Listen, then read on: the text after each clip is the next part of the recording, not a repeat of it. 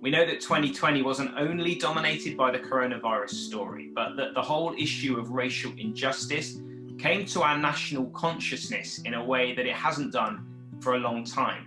And I wanted to ask Misha here some of your reflections, Misha, your observations on that, and how Jesus was with you in the midst of this year. Yeah, definitely. It was an interesting year in terms of all the strange effects of lockdown.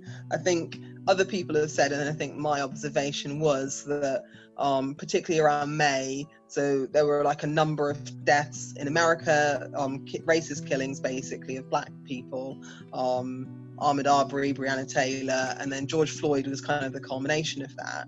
And then what you had was that conversation about racism and the nature of racism moving from just being American to across the world, and in particular, that conversation kind of landing in the UK and re-examining again kind of England's role in slavery, in colonialism, and how that means that the structures that we live in today are still racist. And so I think things that I've probably thought about and known for a long time had come to the national question and consciousness, as you say.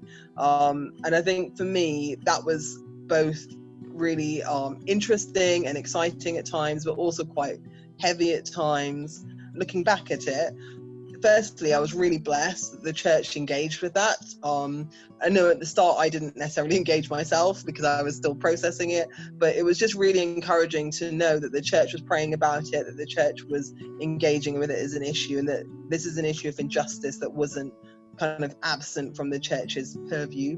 And for me, that was really encouraging and really helped me feel like that I could engage with this as a Christian in my church life as well. A lot of those negativities can sit with you and you can feel very frustrated as to why is it like this? Why is society so unfair?